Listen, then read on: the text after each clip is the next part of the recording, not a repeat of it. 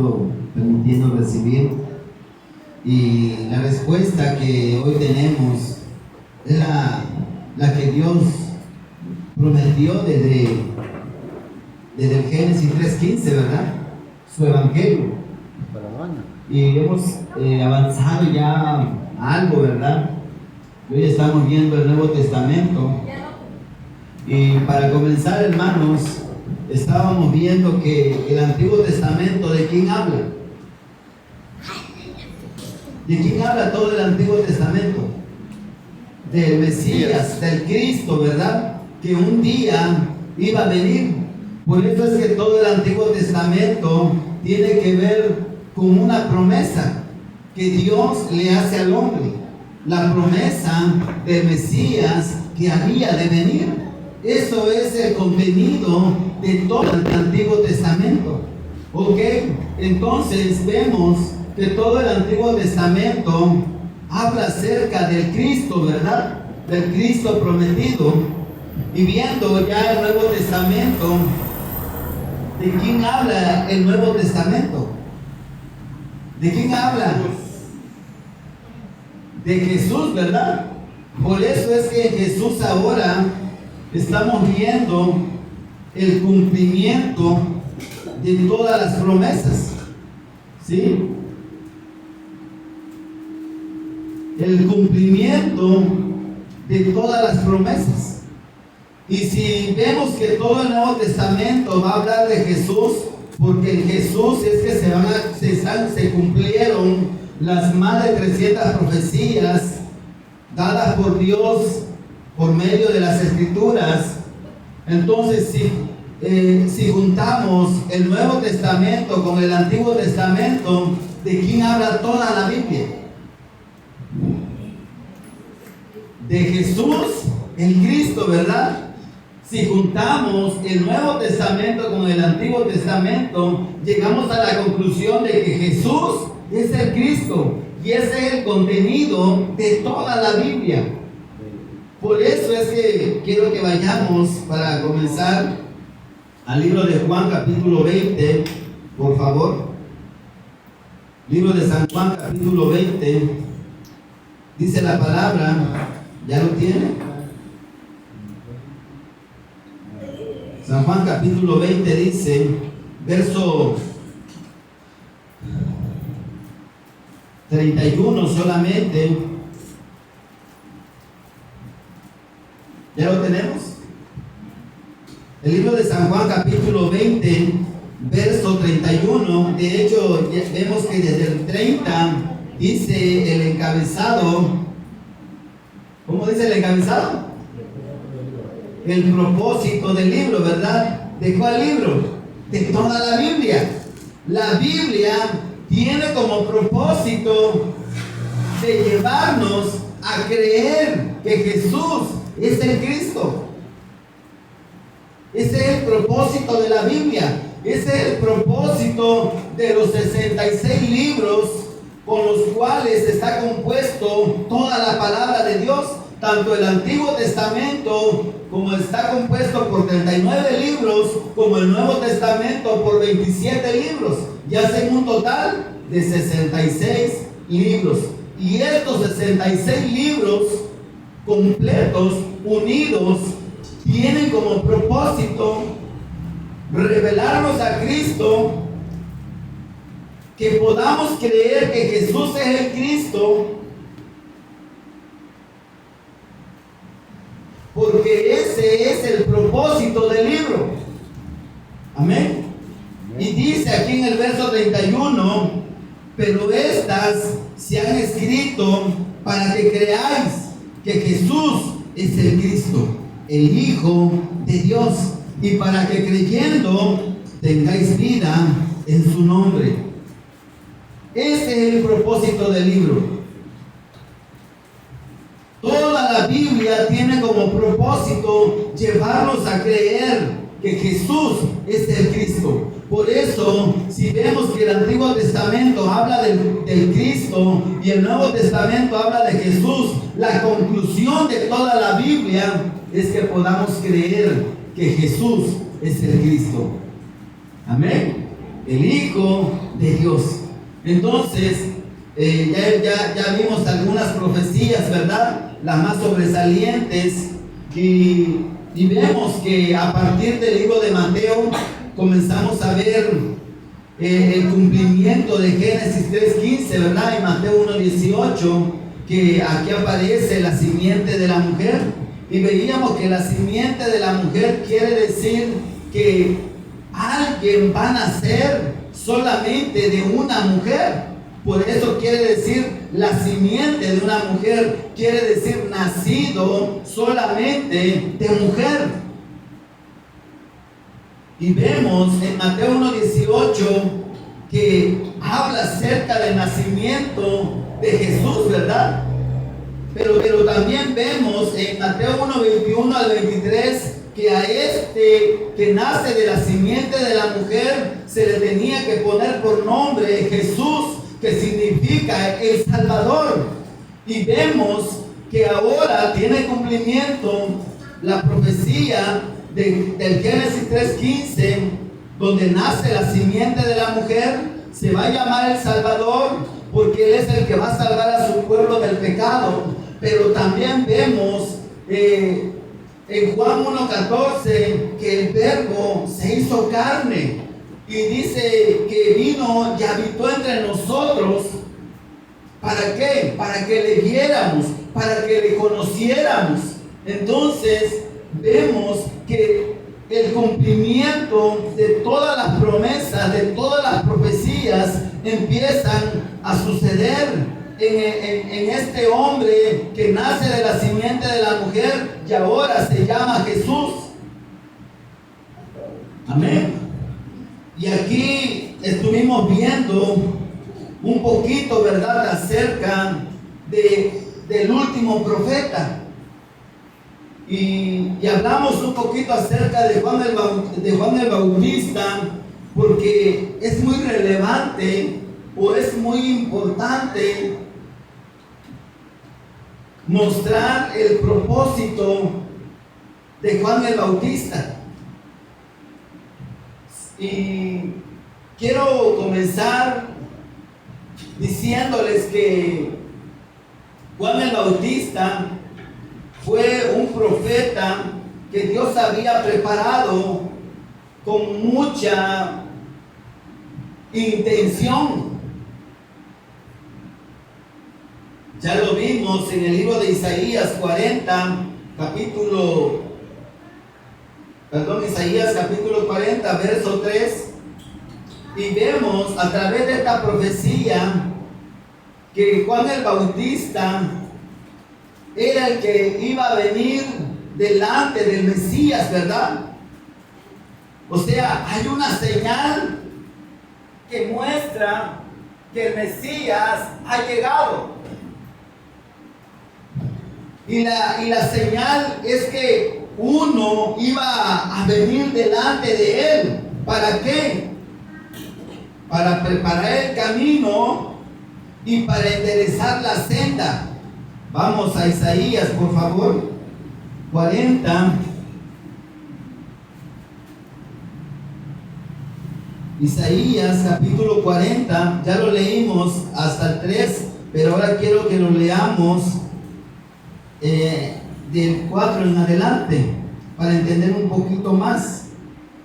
Dice Isaías capítulo 40, lo leemos solo del 3 en adelante, por favor.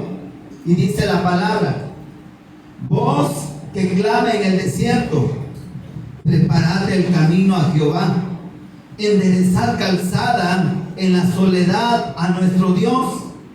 Dice el 4: todo valle sea alzado y bájese todo monte y collado, y lo torcido se enderece y lo áspero se allane. Dice el 5: y se manifestará la gloria de Jehová, y toda carne juntamente le verá, porque la boca de Jehová ha hablado. Dios había prometido que el Mesías un día iba a venir. Y el Mesías es la gloria de Jehová. Y dice aquí en el verso 5, y toda carne juntamente le verá, porque la boca de Jehová ha hablado. Dios había prometido que el Verbo se iba a hacer carne para venir y habitar entre nosotros.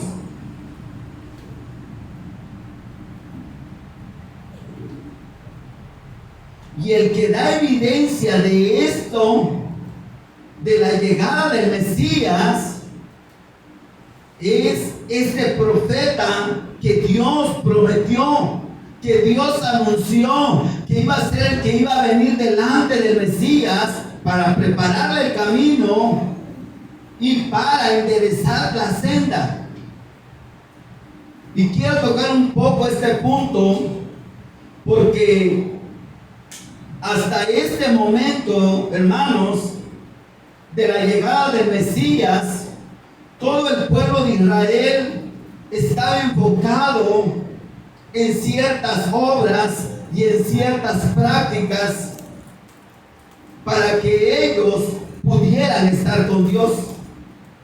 El pueblo de Israel guardaba la ley que Dios le había dado por medio de Moisés. Guardaban el sábado,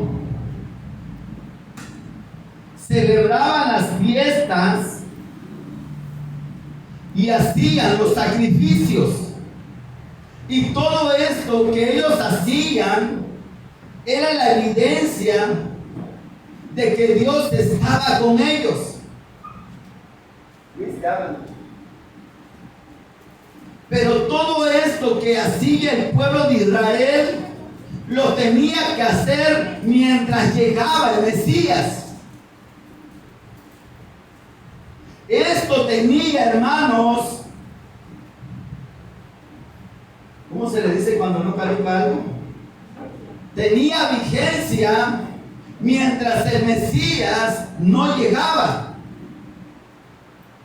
Todo lo que hacía Israel tenía vigencia mientras el Mesías no llegaba, mientras la profecía no se cumplía. Mientras no llegaba el Mesías, ellos tenían que celebrar las fiestas, tenían que guardar el sábado, tenían que hacer el sacrificio y todo lo que la ley les ordenaba. Pero eso era mientras el Mesías llegaba. ¿Hasta cuándo tenía vigencia todo eso que hacía Israel? Todo eso que guardaba y practicaba como mandamiento y como algo ordenado por Dios. Tenía vigencia hasta la llegada del Mesías.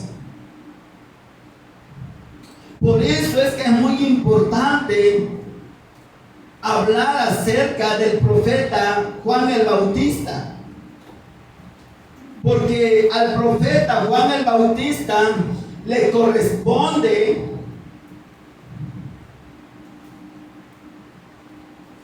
preparar el camino al Mesías, pero también enderezar las sendas antiguas.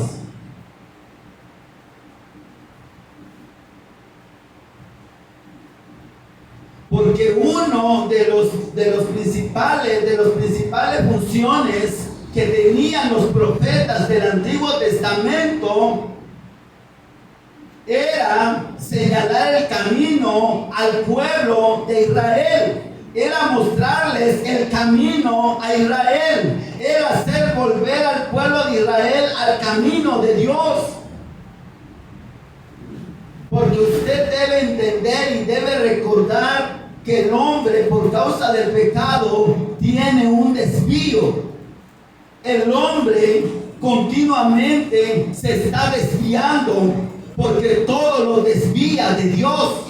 El trabajo, el dinero, la familia, la salud, la enfermedad, esto, lo otro. todo desvía al hombre de Dios. ¿Usted sabe por qué hoy no hay varios aquí? Porque lo desvían. El pecado desvía al hombre de Dios y siempre está yéndose por caminos de muerte. Y una de las funciones principales de los profetas era que continuamente le tenían que estar mostrando el camino a aquellos que se apartaban de Dios. Por eso es que ahora el profeta Juan el Bautista, cuando dice la profecía hablando acerca de él, que una de las cosas que tenía que hacer él era preparar el camino, era enderezar el camino. ¿Por qué? Porque todo lo que hacía Israel hasta ese momento, hasta que llegó el Mesías, tuvo vigencia. Porque acuérdese que todo eso que ellos guardaban, que ellos practicaban, que ellos celebraban, solamente era mientras el Mesías llegaba. Esto quiere decir que ellos solamente permanecían en la sombra de lo que Dios había prometido como verdadero. Hablemos del sábado. El sábado, hermanos, ¿qué representa? Representa el reposo, ¿verdad? Eso representa el sábado. Pero el sábado, hermanos, solamente era una sombra del Mesías prometido. Porque ahora el Mesías que había llegado, el reposo era Cristo. Ya no un día. El día sábado solamente era una sombra del verdadero reposo.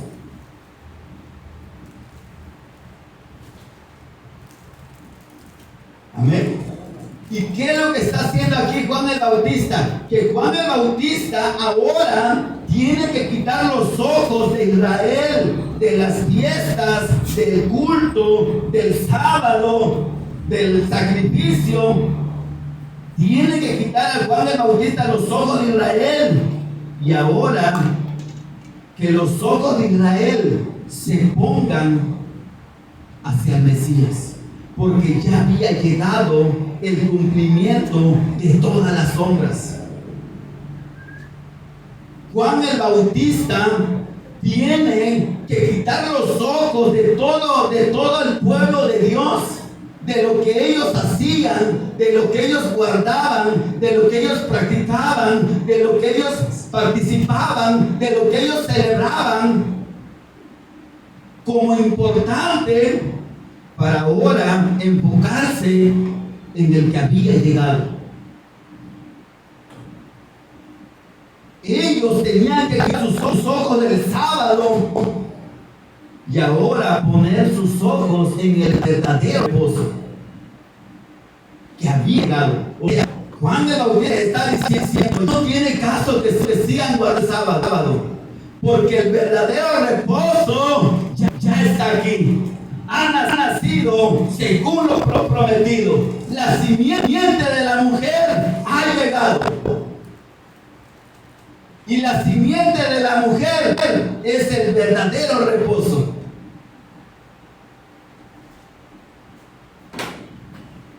¿Qué tarea le tocó a Juan el Bautista, verdad? Hermanos, esos son los ojos que debe tener hoy en día la iglesia para que la gente pueda ver a Cristo. Que la gente pueda quitar sus ojos de lo que tiene por importante y que pueda ver ahora lo que es más importante: al Mesías prometido.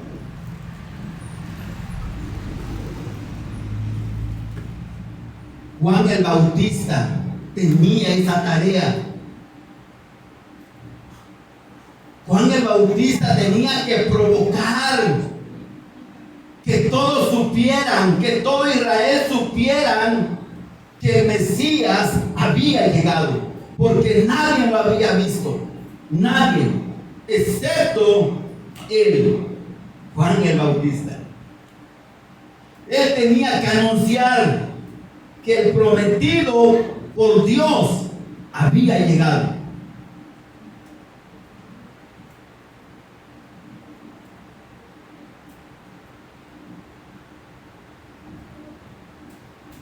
Yo me gozo por esto, hermano, y me gozo porque ustedes estén aquí. Porque este es el propósito de toda la Biblia, que podamos ver al que Él prometió, por medio del cumplimiento de toda la Escritura, de todos los salmos, de todos los himnos, de toda la palabra, que podamos ver al Mesías y podamos creer que Él es el Cristo, el Hijo de Dios. Y entonces el problema fundamental llega a su fin.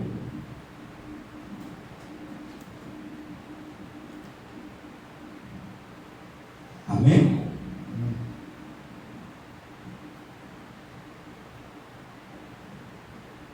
Ahora, ¿qué es lo que hace Juan el Bautista? Juan el Bautista, hermanos, empieza a mostrarle a todo el pueblo de Dios, a todo el pueblo de Israel, que la salvación ya no estaba en lo que practicaban, que la salvación ya no estaba en lo que celebraban, que la salvación ya no estaba en aquello que guardaban, sino que ahora había un nuevo estándar para la salvación. Por eso es que él empieza a anunciar la llegada del Mesías.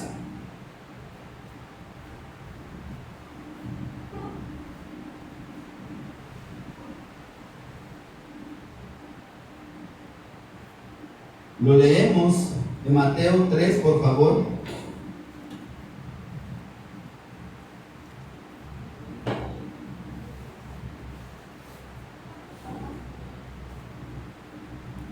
Que Dios nos permita conectar, hermanos,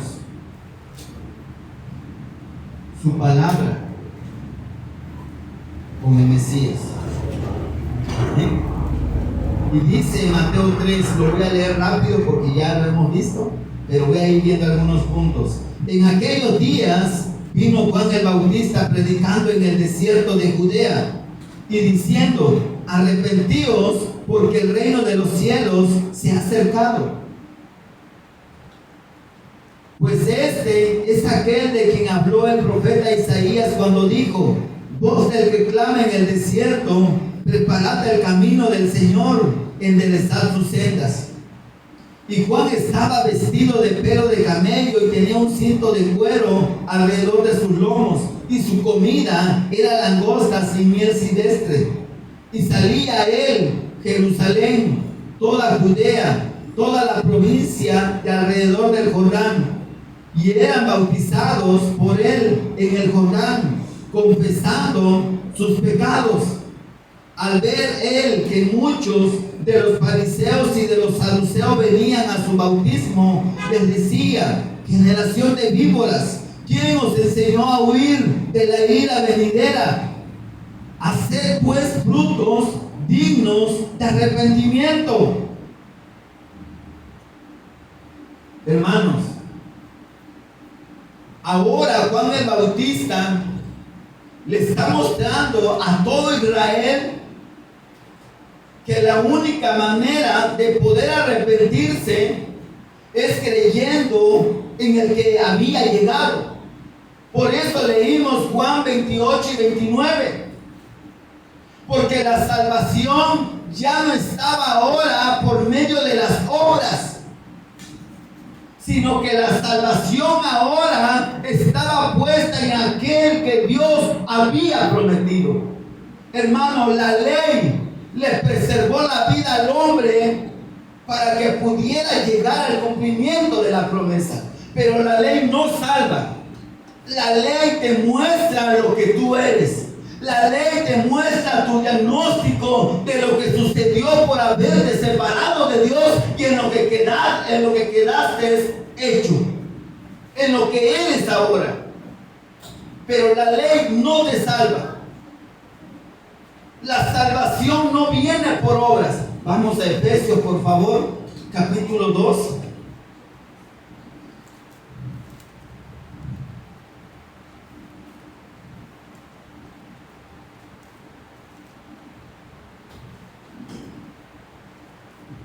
Amén. Y dice la palabra, y Él, ¿quién es Él, hermano? Es Dios, ¿verdad? Y Él os dio vida a vosotros cuando estabais muertos en vuestros delitos y pecados. Hermanos, Dios nos ha dado vida en medio de nuestros delitos y pecados. Dios no nos dio vida por nuestras buenas obras. Dios no nos dio vida por lo que hacemos en la iglesia. Dios nos dio vida porque Él es bueno. Y dice el 2, en los cuales anduvisteis en otro tiempo, siguiendo la corriente de este mundo, conforme al príncipe de la potestad del aire, el espíritu que ahora opera en los hijos de desobediencia, entre los cuales también todos nosotros vivimos en otro tiempo, en los deseos de nuestra carne, haciendo la voluntad de la carne y de los pensamientos, y éramos por naturaleza hijos de ira, lo mismo que los demás. Esto es lo que hace la ley, mostrarnos lo que somos delante de Dios. Pero el arrepentimiento no viene por medio de las obras que podamos hacer. El arrepentimiento, hermanos, lo produce Dios en el hombre cuando el hombre puede creer, o cuando el hombre es llevado a creer que Jesús es el Cristo, el Mesías prometido, el Hijo de Dios. Amén. Pero Dios, dice aquí, pero Dios, que es rico en misericordia, por su gran amor con que nos amó, aún estando nosotros muertos en pecados, nos dio vida juntamente con Cristo. Por gracia sois salvos. Y juntamente con Él nos resucitó y asimismo nos hizo sentar en los lugares celestiales con Cristo Jesús, para mostrar en los siglos venideros las abundantes riquezas de su gracia en su bondad para con nosotros en Cristo Jesús. Porque por gracia sois salvos por medio de la fe, y esto no de vosotros, pues es don de Dios, no por obras, para que nadie se gloríe. Porque somos hechura suya, creados en Cristo Jesús para buenas obras, las cuales Dios preparó de antemano para que anduviésemos en ellas. Este es el estándar ahora de la salvación, tanto para judíos como para gentiles, tanto como para judíos como para griegos. No hay diferencia entre si es judío o eres gentil. La salvación viene al hombre por medio de aquel que Dios había prometido. Por eso es que lo importante es que podamos creer en el que Dios envió, en el que Dios prometió para perdón de nuestros pecados. Amén.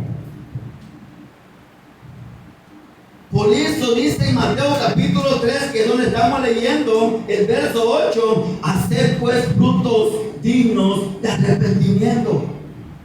Y no penséis decir dentro de vosotros mismos, Abraham tenemos por padre. Porque los judíos pensaban que porque eran judíos, ya ellos eran salvos. Hermanos, esto no lo decimos nosotros. Ese es el estándar que Dios le da al hombre para que pueda ser salvo. No importa si eres judío o eres griego. No importa si eres judío o eres gentil. No importa. Porque la salvación ha venido a ser hecha para todos aquellos que puedan creer que Jesús es el Cristo, el Hijo del Dios viviente.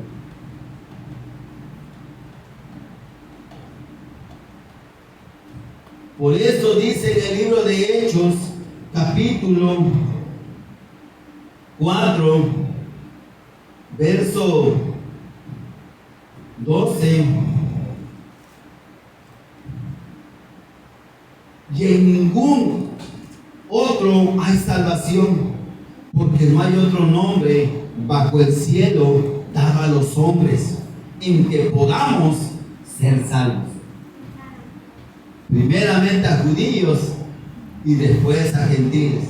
Primeramente a judíos, pero también después a griegos. Porque esta promesa, dijo el apóstol Pedro, es para los que están cerca como para los que están lejos.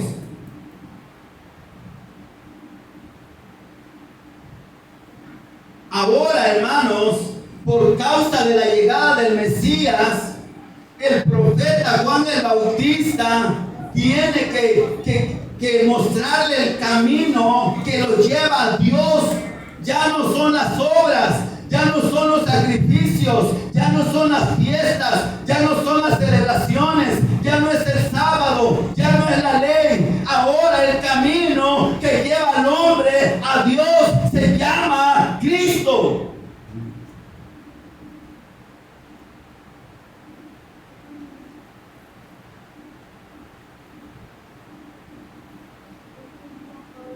Eso es lo que tiene que hacer el profeta Juan el Bautista. Mostrarle el camino a todo Israel que ahora los lleva a Dios. Porque el camino ya no era lo que ellos guardaban. Ya no era lo que ellos practicaban. Ahora la salvación es por medio de la fe.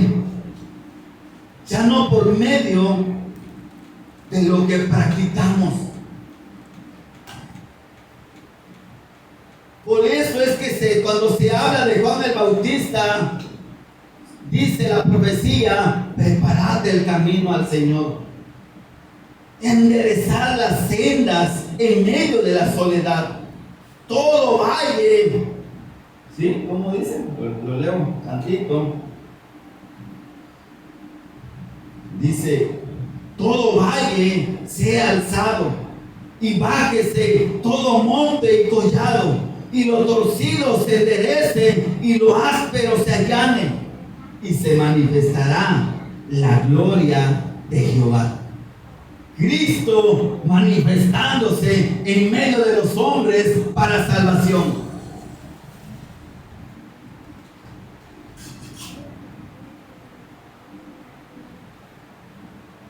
Juan el Bautista tenía esta tarea.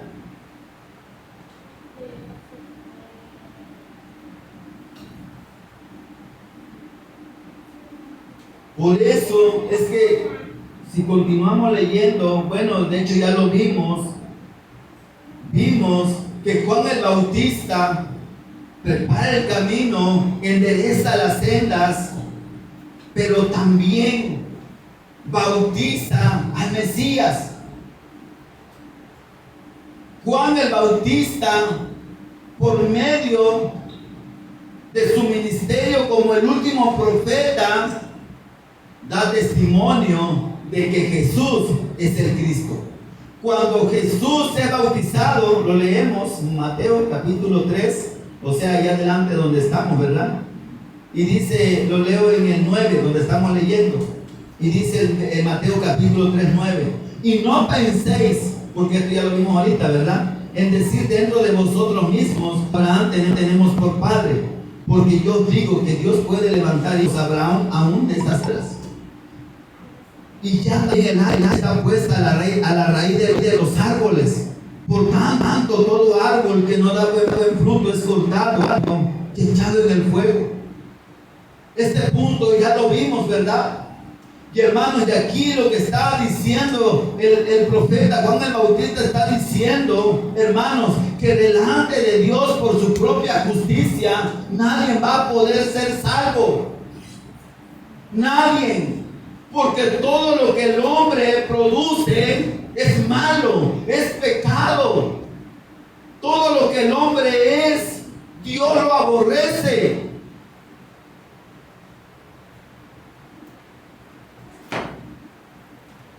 Por eso el hacha está puesta, ¿sí?, a la raíz de los árboles. Porque todo lo que no es de Dios tiene que ser cortado y echado al fuego. Esto está hablando, hermanos, de la condenación o del juicio venidero sobre la creación. Que todo aquel que quiera ser salvo por medio de sus obras, por medio de sus prácticas, por medio de sus creencias, no va a ser salvo, sino que va a ser condenado.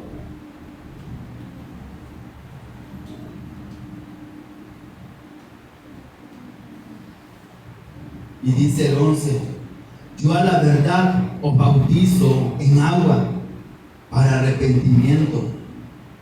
Pero el que viene tras mí, cuyo calzado yo no soy digno de llevar, es más poderoso que yo.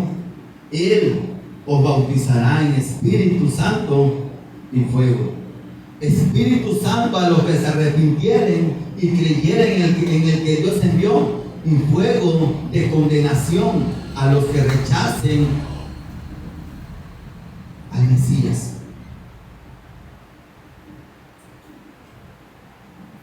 Dice el 12, su aventador está en su mano y limpiará su era y recogerá su trigo en el granero y quemará la paja en fuego que nunca se apagará. ¿Quién es la paja?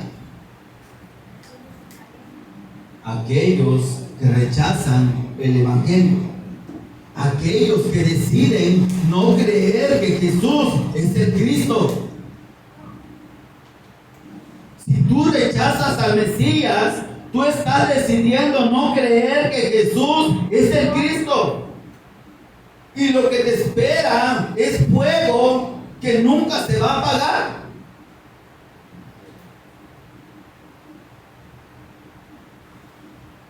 Dice el 13, entonces Jesús vino de Galilea a Juan al Jordán para ser bautizado por él. Mas Juan se le oponía diciendo, yo necesito ser bautizado por ti y tú vienes a mí. Pero Jesús le respondió, deja ahora, porque así conviene que cumplamos toda la justicia. Entonces le dejó, y Jesús, después que fue bautizado, subió luego del agua, y he aquí cielos le fueron abiertos, y vio al Espíritu de Dios que descendía como paloma y venía sobre él. Amén. Hermanos, Jesús es el Cristo, porque una de las promesas es que el Espíritu de Dios iba a venir con poder de santidad sobre el que es el Mesías prometido. Por eso decimos, creemos y proclamamos que Jesús el Hijo de Dios, porque Él fue bautizado no con aceite, sino con el Espíritu Santo de Dios. Los cielos se abrieron y descendió el Espíritu de Dios en forma de paloma y reposó sobre Jesús. Por eso creemos que Jesús es el Cristo. Amén. Porque fue ungido con poder y con el Espíritu de santidad. Y hubo una voz de los cielos que decía: este es mi Hijo amado, en quien tengo complacencia. Hermanos, hasta este momento podemos ver que hay tres testigos que atestiguan delante de todos los hombres, delante de todo lo creado, que Jesús es el Cristo. Primero, el último profeta enviado por Dios, Juan el Bautista. Juan el Bautista fue enviado delante del Mesías para testificar que Él es el Cristo, que el Mesías había llegado. Así que el testimonio de Juan el Bautista, él vino para decir, para dar a conocer, para señalar, para bautizar que Jesús es el Cristo, el Hijo de Dios viviente.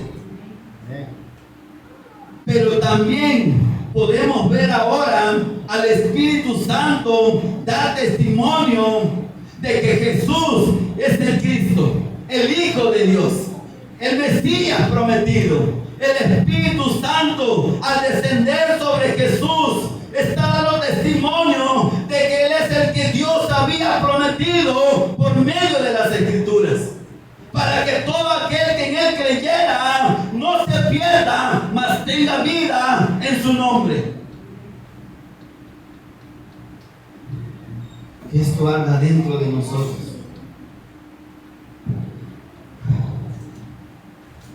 Pero también vemos al Padre abrir los cielos.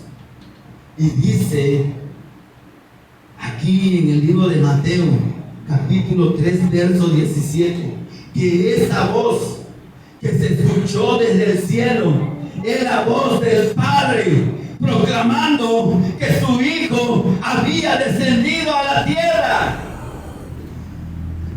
para que entonces nosotros podamos alcanzar salvación y podamos regresar a Dios. Iglesia, Dios mismo proclama que su Hijo había descendido a la tierra y que todo aquel que en Él creyera no iba a morir, sino que iba a tener vida eterna.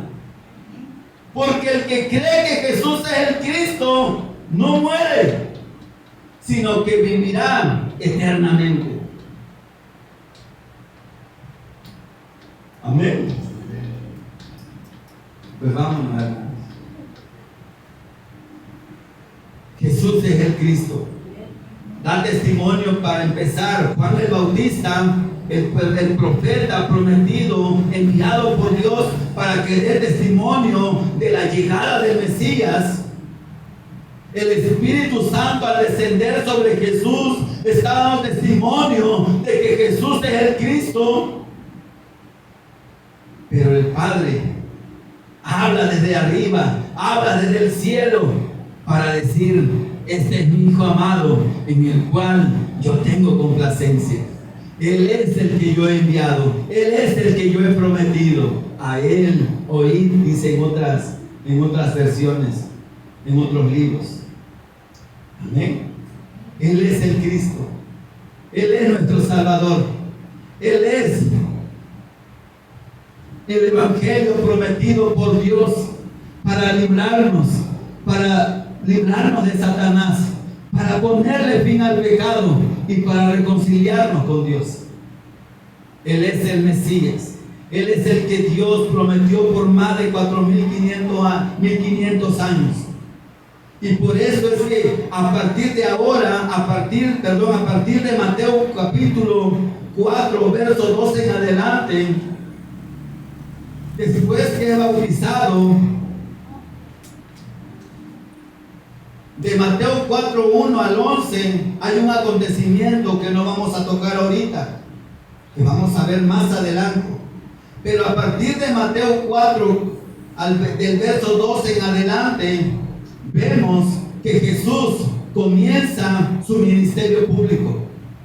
Y lo primero que hace Jesús antes de comenzar su ministerio público es que Jesús va y busca a sus testigos, a los que han de creer que Él es el Cristo. Aleluya. Porque ya Juan el Bautista dio testimonio de que Él es el Cristo. El Espíritu Santo ha dado testimonio de que Él es el Cristo. El Padre ha dado testimonio de que Jesús es el Cristo. Y ahora Él, todo lo que va a hacer, su ministerio público, los milagros, las señales, los prodigios, las maravillas, las enseñanzas, todo va a tener que ver con que todos aquellos que le escuchen puedan creer que Él es el Cristo, que Él es el que Dios había prometido para que el hombre pueda regresar al Génesis 1 y al Génesis 2. Todo hermanos, lo que va a hacer Jesús a partir del comienzo de su ministerio público, después de encontrar a los discípulos que Dios ya le había dado al Padre para que sean sus testigos. Ahora todo el centro es ese.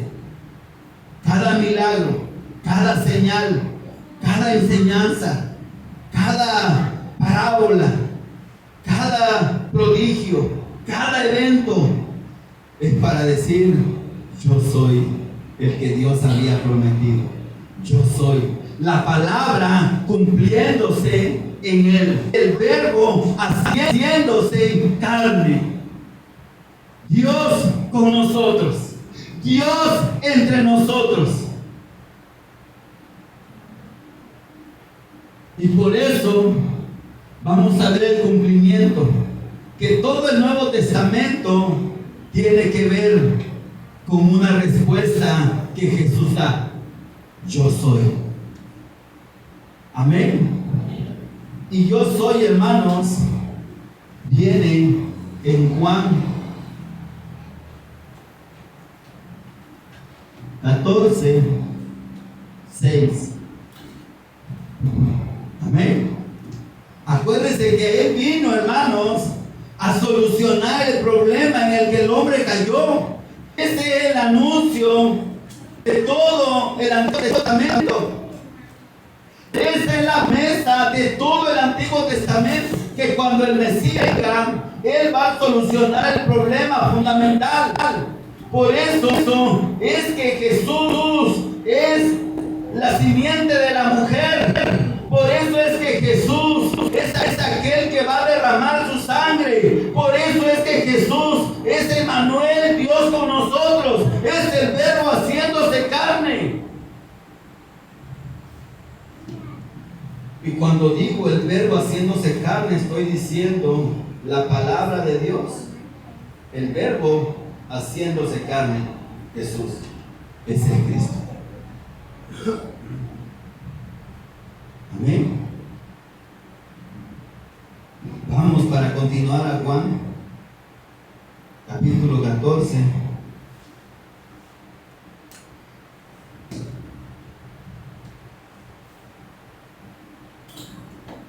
Verso 6.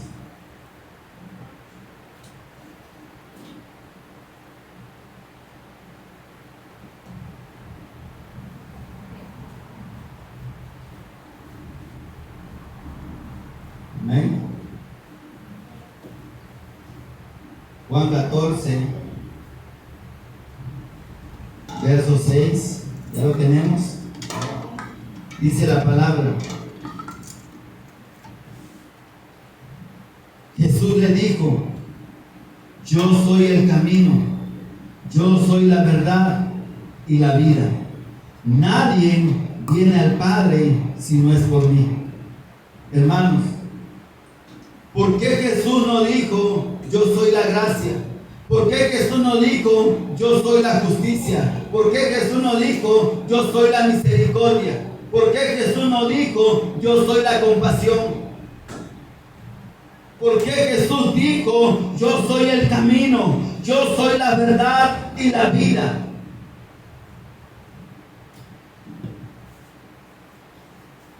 Jesús está diciendo, yo soy el camino, porque acuérdense que el hombre quedó atrapado en un problema llamado fundamental. Y el problema es que el hombre quedó separado de Dios y el hombre necesita un camino para regresar a Dios. El hombre necesita un camino para volver a casa, a su hogar, al lugar al que pertenece, al lugar para el cual fue criado. Por eso es que Él dice, yo soy el camino.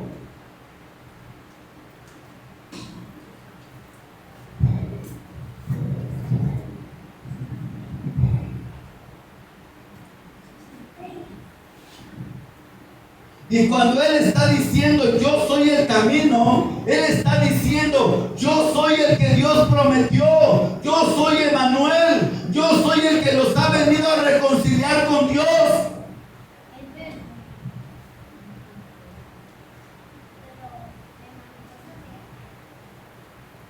Porque Él no va a mostrar un camino. El que muestra el camino es el profeta Juan el Bautista.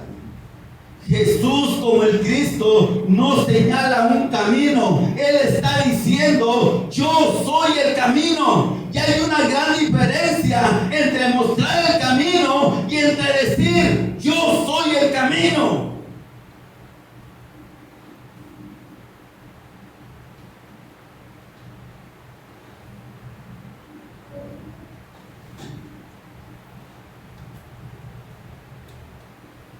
Por eso es que Jesús dice, yo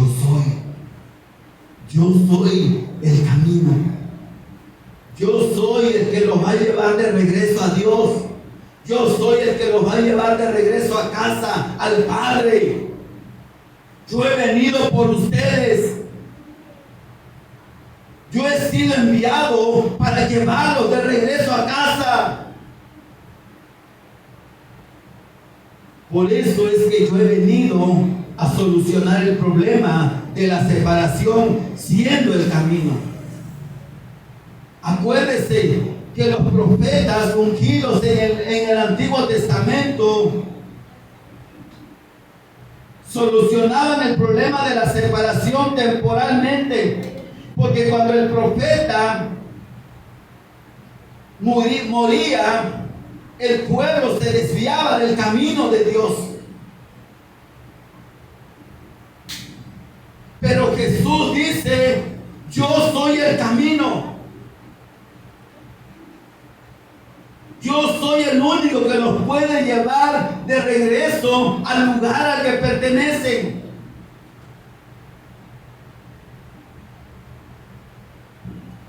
Amén. Yo soy, dice Jesús, yo soy el camino.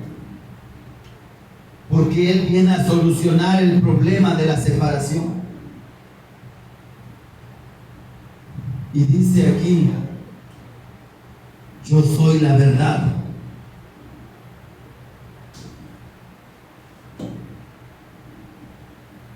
¿Por qué Él, hermano, se presenta como la verdad?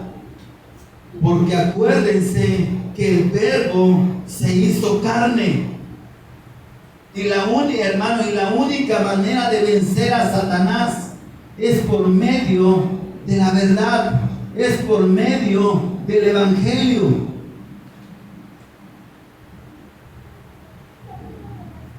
Nadie va a poder salir de Satanás, nadie va a poder ser librado de Satanás si no es por medio de la verdad.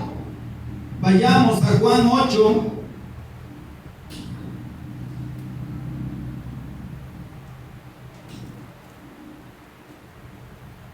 Verso 31.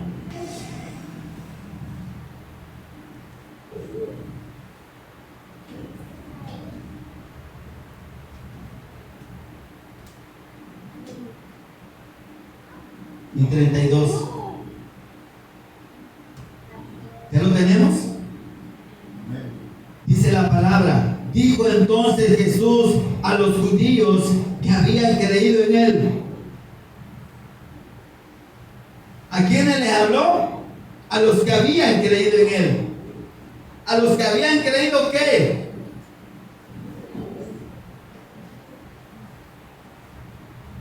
Si tú has creído que Jesús es el Cristo, esta respuesta es para ti.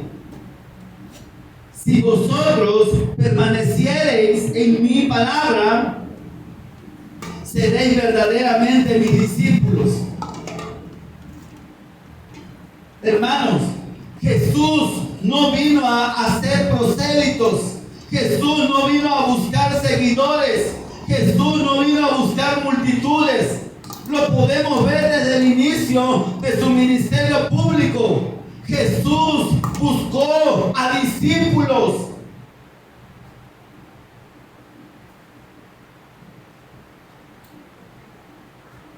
Jesús no le habla a la multitud. Jesús no le habla a los que andan buscando intereses propios, personales, materiales, temporales y terrenales. Jesús le habla solamente a aquellos que han creído que Jesús es el Cristo.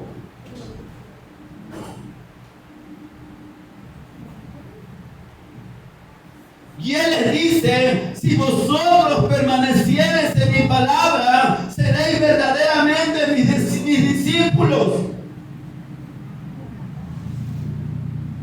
Y todo aquel que permanece en la palabra se vuelve un discípulo. Es aquel que va a poder conocer la verdad, y la verdad lo hará libre.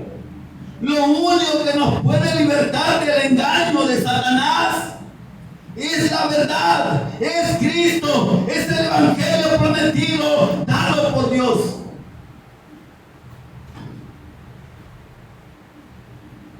Él es la verdad, y Él es el único que puede vencer a Satanás. Por eso Él es el que viene a destruir a Satanás. Él es el que viene nacido de una virgen, según lo prometido, como la simiente de la mujer. El que viene a vencer a Satanás. Y la única manera de vencer a Satanás es por medio de la verdad. No por medio de creencias, no por medio de filosofías, no por medio de humanismo, no, por medio de la verdad. Porque el Verbo se hizo carne.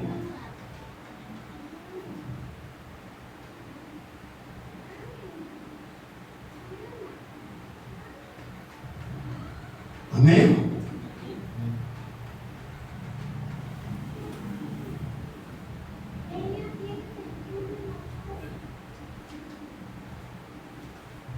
Vamos a Apocalipsis 12:9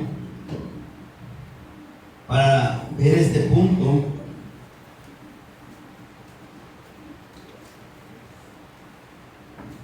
Dice la palabra, hermanos, que todo el mundo está bajo el engaño de Satanás. Dice la palabra: y fue lanzado fuera el gran dragón, Apocalipsis 12:9, y fue lanzado fuera el gran dragón, la serpiente antigua, que se llama Diablo y Satanás, el cual engaña al mundo entero.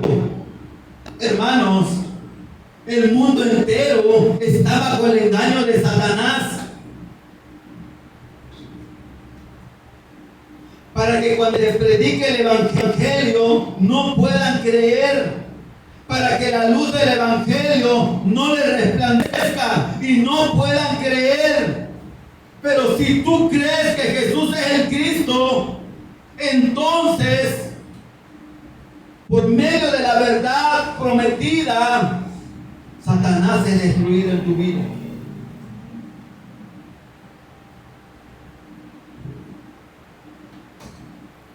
Por eso necesitamos exponer exponernos continuamente al Evangelio. Hermanos, yo puedo pasar horas exponiéndome al Evangelio y yo puedo sentir a mi carne rechazar el Evangelio. Mi carne no quiere el Evangelio. Y yo entiendo, porque el Evangelio no es para mi carne, el Evangelio es para mi espíritu y para mi alma. Y aunque mi carne no quiera exponerse al Evangelio, yo lo seguiré haciendo. Date cuenta. Observa la incomodidad que empiezas a tener al escuchar el Evangelio. Ya te cansas de estar sentada, ya te da sueño, ya te da ganas de ir al baño, ya esto y ya lo otro, y ya como que te empieza como que a aburrir, y lo mismo, y lo mismo, y lo mismo.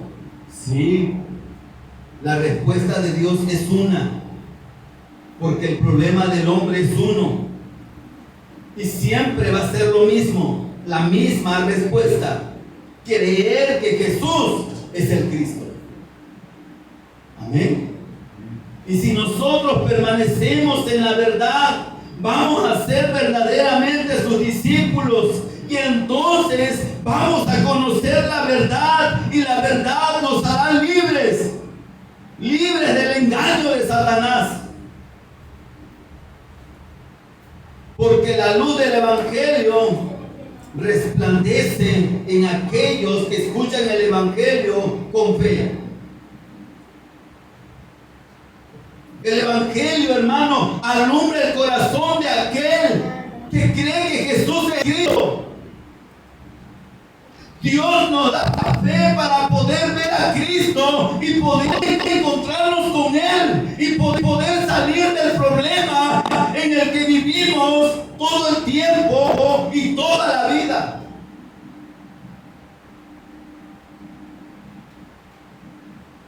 El Evangelio no es una anestesia, no es un calmante mientras Él regresa.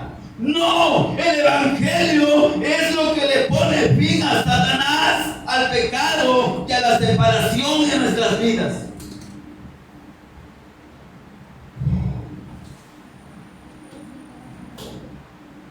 ¿Alguien puede decir amén?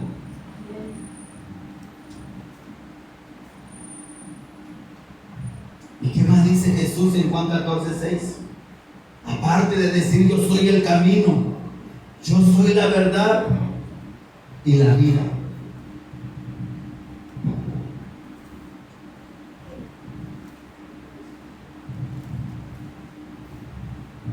¿Por qué Él dice la vida, hermanos? ¿Por qué Él dice yo soy la vida? Porque el hombre murió.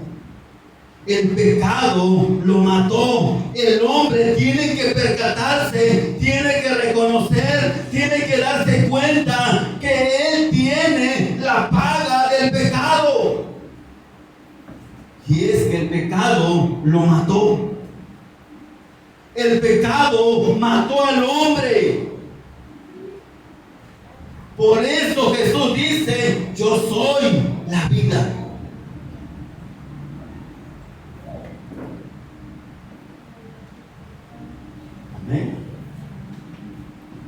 Yo soy la vida. Yo he venido a darles vida y vida en abundancia, dice el Señor. Todo aquel que cree que Jesús es el Cristo recibe vida en ese nombre. Porque el pecado lo mató. Pero Él viene a solucionar el problema del pecado. Él viene a dar su vida. Él es el prometido que viene a morir, que viene a derramar su sangre, y por medio del derramamiento de su sangre nosotros podamos recibir vida. Hermanos, y vida no es existir. Vida es estar con Dios. Tener vida, hermanos, es conocer a Dios y estar con Él. Eso es tener vida. La verdadera vida consiste en conocer a Cristo, en conocer a Dios y en estar con Él eternamente. Por eso es que Él, siendo la vida, soluciona el problema del pecado. Él, a través de su vida, quita el pecado que nos invalidó, que nos impide encontrarnos con Dios para que podamos regresar a Él.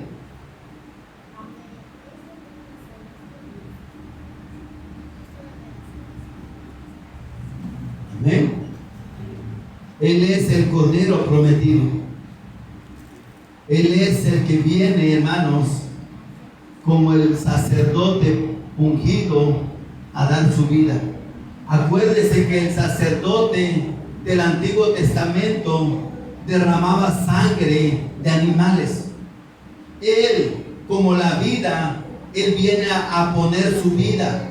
Lo vamos a ver un poquito más después, ¿sí? Mañana. Pienso que estoy en Zaragoza, ¿no? Lo vamos a ver Dios mediante el próximo domingo, ¿verdad? Si Dios no lo permite. Amén. Entonces, hermanos, concluyo, resumo este punto. Por eso es que ahora, hermanos, Jesús da como respuesta: yo soy. Él siempre va a decir: yo soy.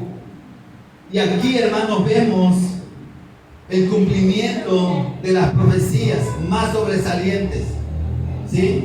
El Verbo hecho carne se vuelve el camino para solucionar el problema de la separación.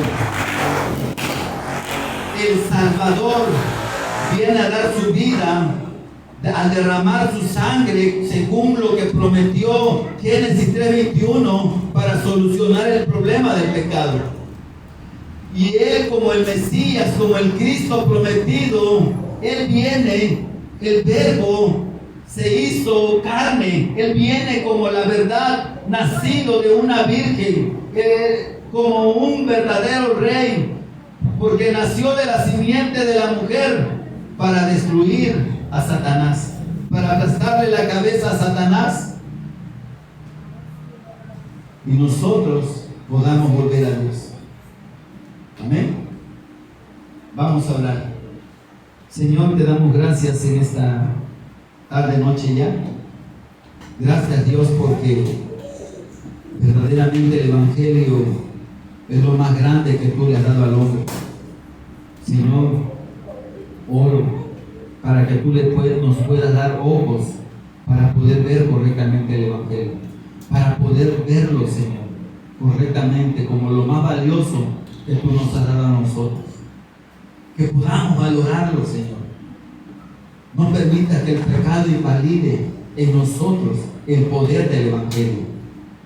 No permita que el engaño del pecado nos anule para poder recibir la respuesta que tú nos has dado, para poder ser libres, Señor, de este problema espiritual que tiene que ver con Satanás, con el pecado y con la separación.